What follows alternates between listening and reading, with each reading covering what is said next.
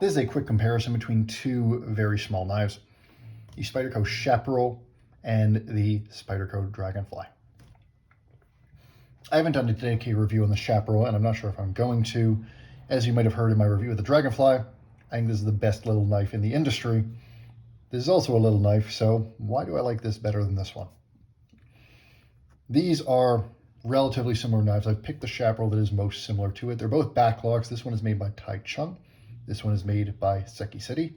This one's a little bit more expensive. This one I think is in the 150 range. This one is about 110 in K390. XHP is a steel on this one, which is a fine steel. It's not nearly as exceptional as K390 is in any regard, but it is good at everything. And about the same blade stock thickness. In fact, might be exactly the same blade stock thickness as far as I can tell. And so both slice very well, about the same height. Both have about the same space of drop from the top down to the bottom. So they're both going to slice about equally.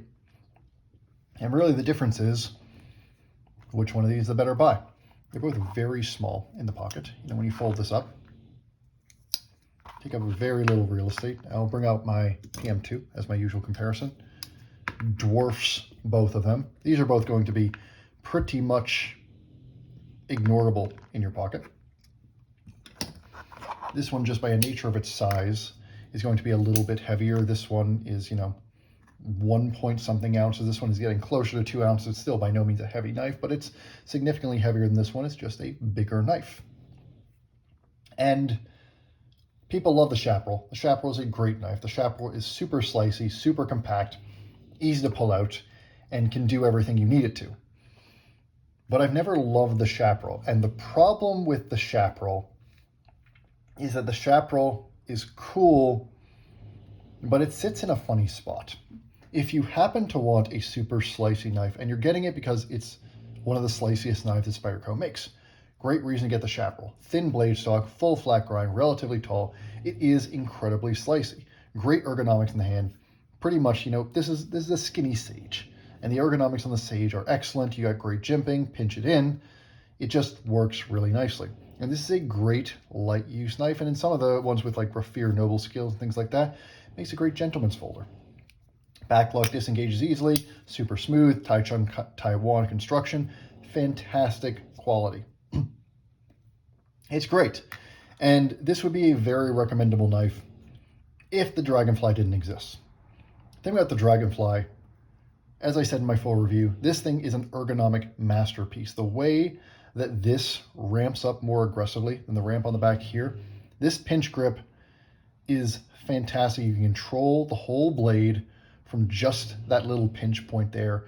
The edge is always precisely where you want it to be, and you have so much intimate, close control over that blade. And the handle is tiny. This knife is tiny. This knife is small. This knife is tiny. It's smaller, particularly when you fold it up. It is noticeably smaller than the Chapparal, and it does feel smaller. This one, you feel very little in your pocket. This one, you don't feel at all. I have literally forgotten that I have been carrying a knife before when I've had the Dragonfly in my pocket. I've never had that happen with the Chapparal. And so the thing is, this knife is significantly larger than this one. It's also a little bit more expensive than this one. It's more nicely finished, but it's mostly more expensive because it's just bigger. There's more to it. I mean, this is designed to be sort of the most minimal knife that you can get that still does the job well. But the thing is, there's almost no task I can think of where the fact that this one is a little bit longer, a little bit bigger, and has a little bit more handle, where it's better than this one. And you're paying for it with a little bit more weight, a little bit more cost, and a little bit more size in the pocket. When every single task that this one can do, this Dragonfly can do just as well, again, because of that incredibly well-designed handle that gives you such immaculate grip with so little real estate. And the problem with the Chapparal comes when you bring, let me see, where have I got the, yeah, there we go. When you bring the full Sage into the picture. The Sage is a much more robust knife than the Chapparal in a lot of ways. It's significantly thicker, both in the blade stock and in the scales. It's quite a bit heavier. This is getting closer to that 3-ounce mark. This is, 2 ounce and some change in the FRN version. The G10 version comes in a full 3 ounces. But this is, for EDC purposes, a relatively full-size knife. This can take pretty much anything before it goes into hard use. This is a much more capable knife than this one. This one starts to feel sharp and pinchy when you start to use it for anything except light-duty tasks. I wouldn't want to break down a cardboard box with this, or I wouldn't want to break down more than 1 or 2, because the fact that it is just that skinny, even though it's super slicey, you're gonna start to feel it a little bit in a way that you wouldn't with the Sage. And the problem with the Chapparal, it's a cool knife. I love that Spyderco has done it, and the idea that they have made a super skinny knife like this is really made to be a premium slicer. It does that very well. But there is almost no scenario I can think of that this one does better than this one, where I wouldn't rather step all the way up to a full-sized Sage. And really, that is where I think the recommendation for the Dragonfly sort of ends up, where if you need something bigger than the Dragonfly, you probably want to step all the way up to the Sage. Stepping up from the Dragonfly to the Chapparal doesn't really buy you anything. Doesn't buy you anything in ergonomics, doesn't buy you anything in slicing or performance, and you're paying for it with price and pocket space. Whereas stepping all the way up to the Sage, this knife can legitimately do things that either this one can't do or that are a pain in the ass to do with this one. And it still has that exceptional slicing performance. And so it comes down to, which of these two do I prefer? Since I got my Dragonfly, I have literally maybe once pocketed my Chapparal, and the entire time I had the Chapparal, I wish that I had the Dragonfly.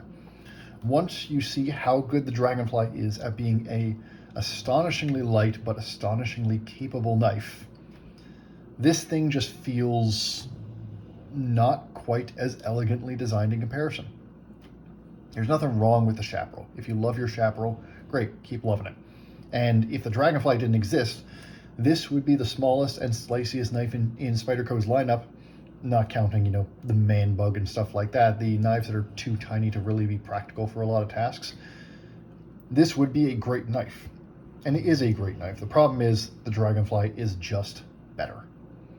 And so that's where I conclude with that. If you are looking for a small knife and you are wondering, should I get the Dragonfly or should I get the Chapparal?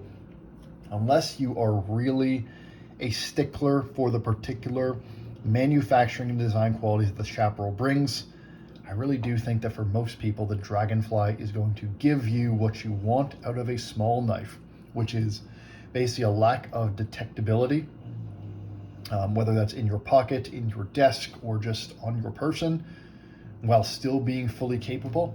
The Dragonfly is going to do all of that better than the Chap. And so that's my recommendation.